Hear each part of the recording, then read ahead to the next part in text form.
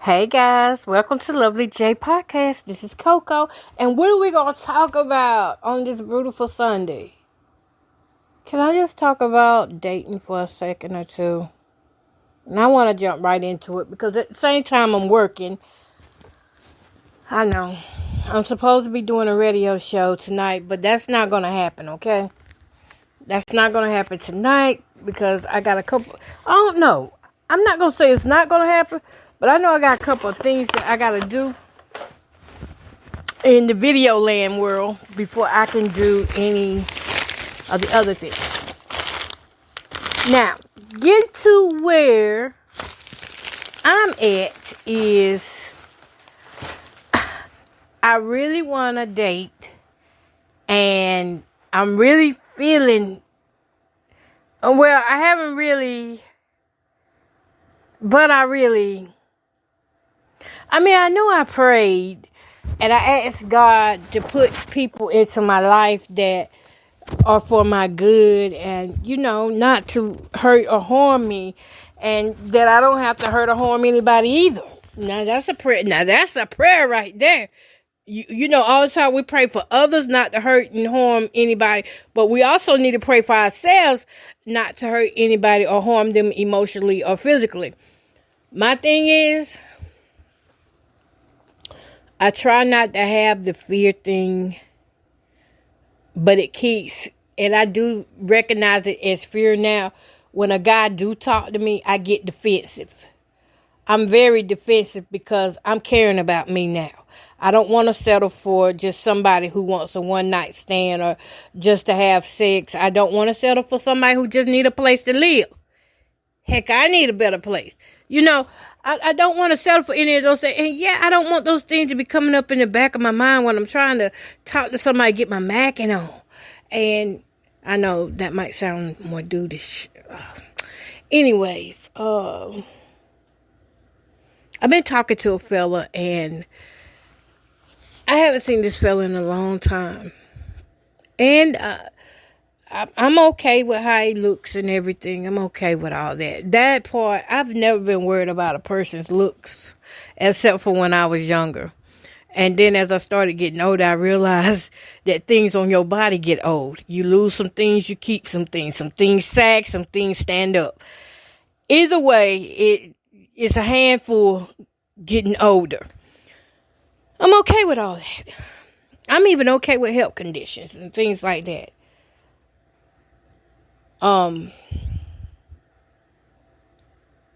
Alcohol and drugs, whether it's marijuana or herb or whatever it is that alters the mindset and the perception, it's hard for me to deal with somebody like that. And I don't want to go back down the road that I just got off of. It took me 27 years to get where I am right now mentally and be like, I understand your needs and you got a problem, but I can't help you. That's bigger than me. And that's the only thing that really is terrifying right now about dating, because so many people are relying on prescription pills and everything else to relieve pain and emotional pain and things of that nature. Y'all, let me turn this little heater off so you might can hear me better. I don't know if you can hear it in the background, but I feel so uncomfortable with it playing in the background.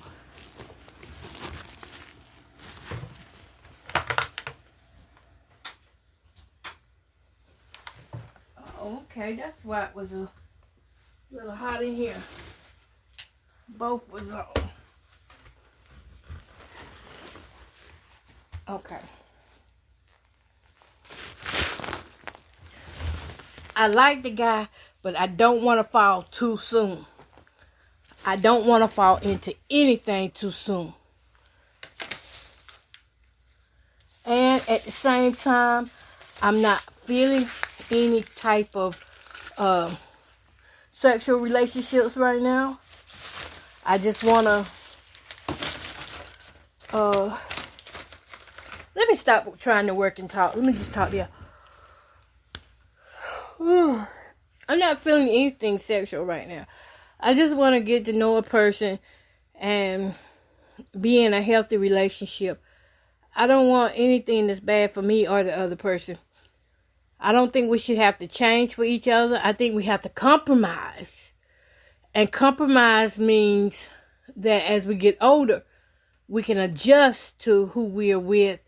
And sometimes it does call for change, but it shouldn't take us out of who we are, who they first met. If anything, it should help us to grow into somebody better, but not change who we are, but just grow into somebody better, you know?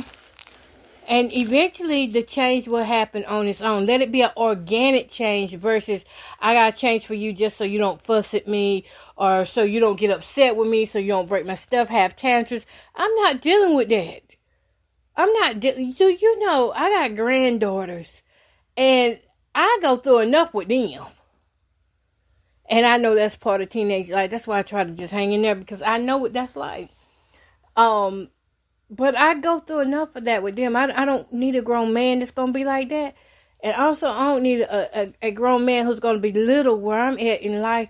Because your experiences is different from mine. And it's hard to tell somebody when you're first starting out. And I don't think you should tell everybody everything that you've been through or what's going on with you until you are sure that y'all are locked in. You're locked down. That you really want each other and you're not going to, run out the first second that trouble arises. I already know right now. I got some mental things that I, it's nothing bad on me mentally right now. Because mentally wise, oh man, God been so good to me mentally wise. He been good to me.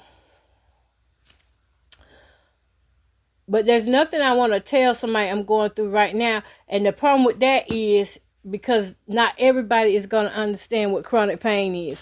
When you date somebody with chronic pain, you already know they're going to be sleeping a lot. You're going to want to go somewhere and they not going to want to go. You might can walk a long distance in a place. They might not. And the day is me. I might not can do the walk that you can do. And you might look at me and call me lazy because I can't do what you can do. I was bending over earlier. And why did that air pop on? I just cut one heat off and then the other one pops on. Let me go cut it off.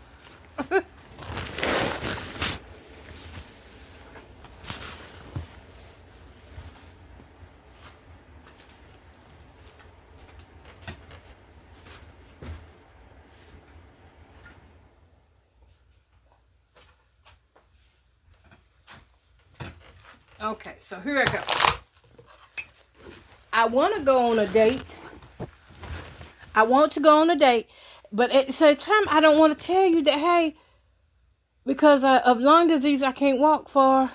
I might give out a breath because you might be a cigarette smoker. You might have asthma and be like, well, I walk all the time. And it don't bother me. But for me, it might take me longer than it take you. And I don't want you being impatient with me. They're just health conditions daily tasks. My ex used to tease me all the time. I remember that time he saw me washing dishes and he said, what are you doing? You sitting down to wash dishes? He laughed about it and he told everybody that I had to sit down to do dishes.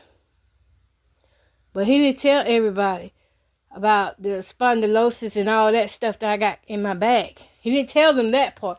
He just told them the part, oh, she had to sit down and do dishes. And I'm like, and then he's like, you're lazy. Some people are like, you're lazy. He didn't never call me lazy. He just laughed about it. But some people are like, you're lazy. If my boyfriend before him was like, you're lazy because you always sitting down doing things. You need to get up and do it. I have tried. You know what? I was in therapy one year. This is no lie. Sugar-faced truth. I was in therapy one year just so I could stand back up and wash dishes. That's how bad that guy made me feel about my health. But at the same time, it pushed me to go see what was wrong.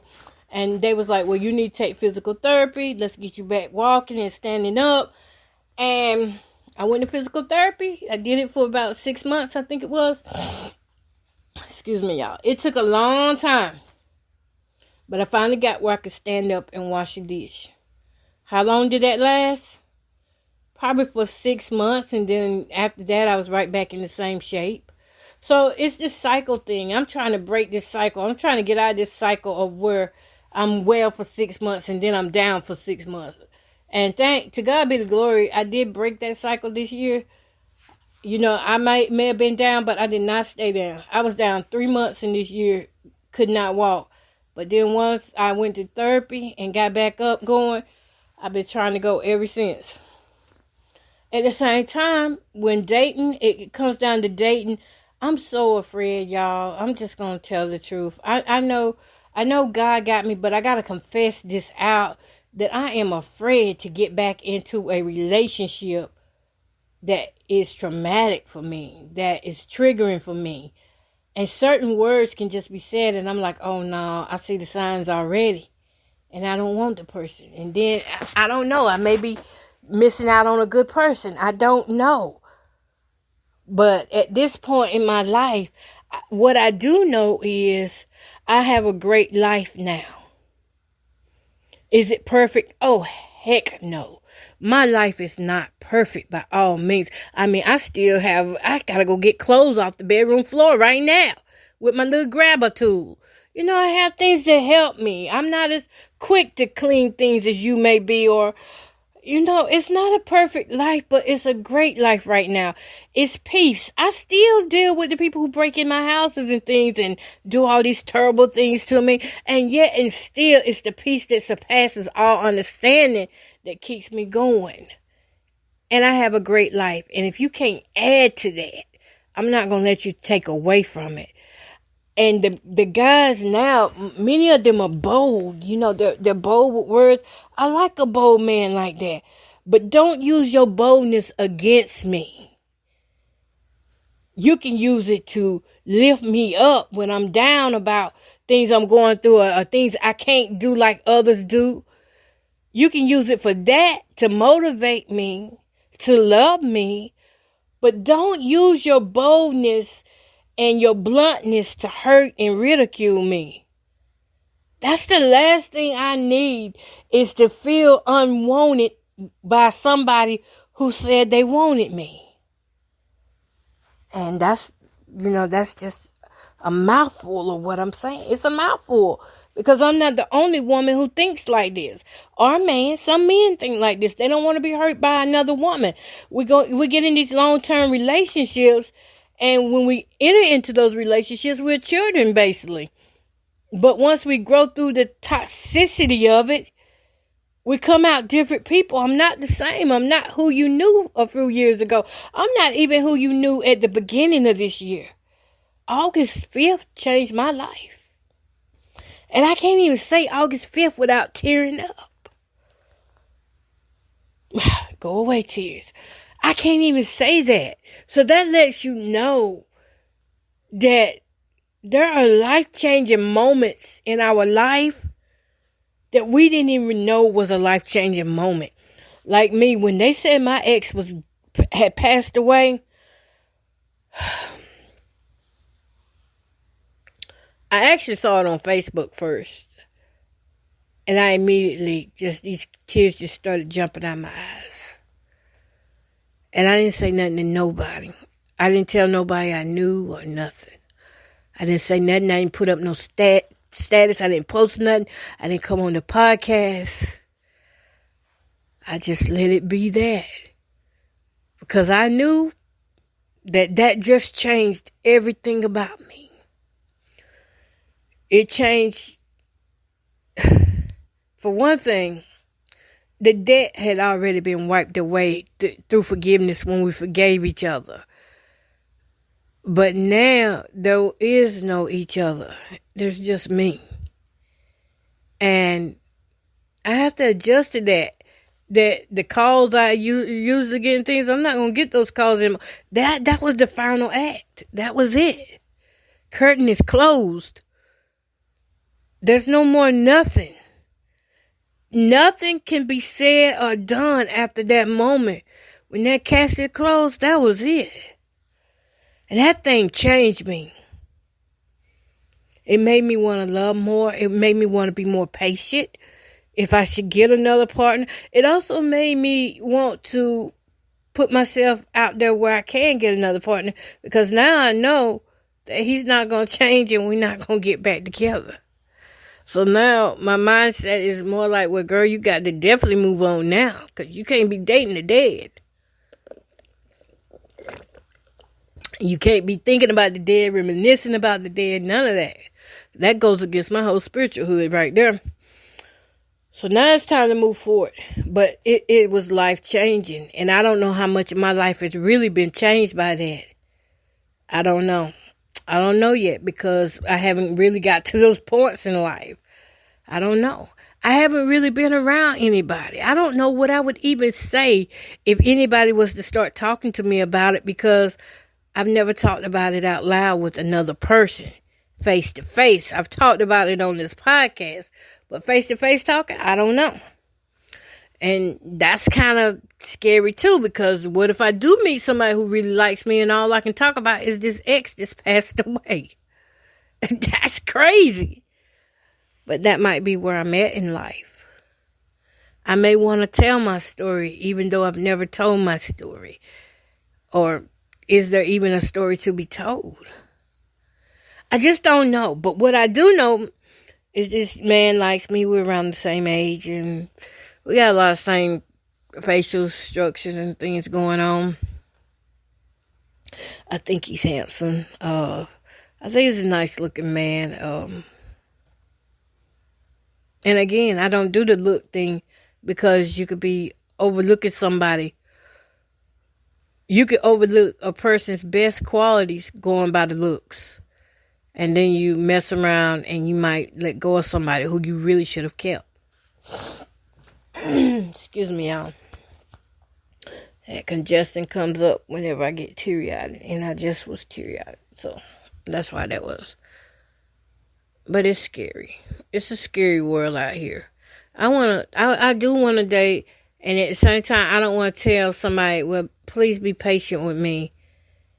And maybe I do need to get out my comfort zone and just go see what it's like. Because the guy's like, we've been talking a month.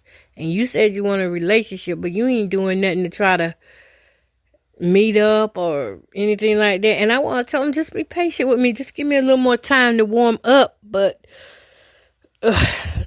that's what I want to say. But reality is, it's really just me. It's me. It's the chronic pain. I don't feel like cleaning my car out to go meet you. That's the truth. The truth in it all is, I don't feel like cleaning my car out to meet you. My house is a mess, and I don't want to invite anybody to my house. I haven't invited anybody here in over 10 years, so I don't want to do it now either. And that's mainly the truth. I don't feel like cleaning my car out. That's the biggest reason why we haven't met. I don't want to clean it out. And I don't want to go to nobody's house, because I don't feel like going through the whole thing of, oh, I got allergies. Oh, you got a dog in there? Oh, I got allergies. I can't be... I don't want to go through all that yet. I don't know what to do. And at the same time, I know I need somebody in my life. I don't know, y'all. It's a different kind. It's different for me now, because see, before the men I was meeting, they weren't even from around this area. They was, they were from other areas. But this guy, he's from right here. Like, we less than 20 some minutes away from each other, maybe 30 minutes. 30 minutes at the most. And here I am with the most excuses of why I can't meet right now and why I can't talk right now. And the truth is, because the chronic pain, the back pain I have in my back, I can't clean my car out. And I don't want to show up with my car full of sand and, little McDonald's wrappers and little chip bags and and little kid things. I got grandkids, we just who we are. And I want my car really cleaned on the inside before I go out. And I don't know when that's going to be, because with my back messed up, You know, it's hard to say. And y'all already know it's hard to get anybody to do anything for you for free. So I don't know how that's going to work out. And at the same time, I'm holding myself back from really probably meeting a great guy because of this car thing. I'm not worried about like my looks and how I walk with the cane or none. None of that is frightening. But I don't want to be criticized for pulling up with a junky car. That's a painful thing. Have you ever been criticized for pulling up with a junky car? You know how painful that is. That is painful. Because the first thing they say, you can tell a lot about a woman by her car. And in this instance, yeah, that's true because I got a lot in my car and I got a lot going on in my house right now. In my car, I got packages that have been opened from, the shop that I've been working in. I got my work stuff out there. In my house, I got my work stuff. So it's true for both places. Need to be thoroughly cleaned, wiped down, trash taken out, things put in their rightful places. And here I am. That's what's really keeping me from him is that car. And I'm glad I came on the podcast to talk about it because now I feel kind of stupid. Oh my goodness. It's the car. It's the car. Like at any moment I could go hop in that car and be like, fella, where you at? Let's get up. And the whole time it's this car that I want to go and pull up to the car wash and vacuum clean it out. But as soon as I start vacuum cleaning, my back gonna go out. So I guess I said all that stuff at the beginning just to say my car is junky right now. And I don't want to show up and let him see how junky my car is. And then I hear I hear the sound of, well, if he really, let him know that really, he get to know you. I want the car cleaned out for me, for real. Cause I want to feel like, I want to feel good. When I pull up, I want to feel good. And I can't feel good with that running in the back of my head. Girl, get these packages out of here. I have so many packages that I have to deal with. And that's the real reason. I'm glad I got that out. Whew. I did all that just to say my car is junky. Anybody else ever been like that? If you have been like that, if you feel like that, there's a chat down underneath this podcast. You can write whatever you want and talk back with me in that way. Let me know if that's you. Anyways, having said that, I think I'll get busy. I can probably try to clean the car out a little bit at a time. And I do have this little handheld vacuum. That's not going to do much for that sand. I got country sand, y'all. It's country sand in the area where I'm at. And it's nothing but sand. And as soon as you get in, your car fills up with sand. As soon as you get out, the ground fills back up with sand. So we're just swapping sand. What else? Other than that, I want to meet him. And, oh yeah, there is this other thing too. I don't want to try to put in my mind how he gonna be. I don't want to put that in my mind. I just want to meet him on a friendly basis right now. On a friendship basis. Just talk and things like that. And that's it. And yeah, that's about it. Just get to know each other as friends.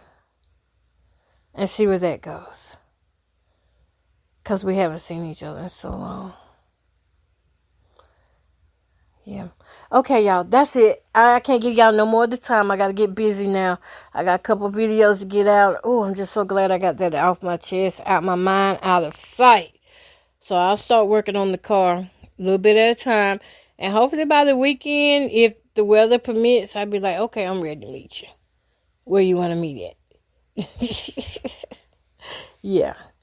All right, y'all. Peace, love, and happiness. Don't forget to let me know. Let me know about how you feel about meeting somebody after you haven't dated in a long time. Would you not go on a date if your car was junky? That's the question. Would you not go if your car was junky? Or would you go and let them see just how you are? I mean, because if that's a everyday thing, your car is junky, then that's really just who you are as a person. It's just junky. That's who you are. But if it's just junky due to certain situations like work, even work could be your everyday thing. Oh no. So just, would you take the junky car though? Or would you wait and clean it out and then go on the date?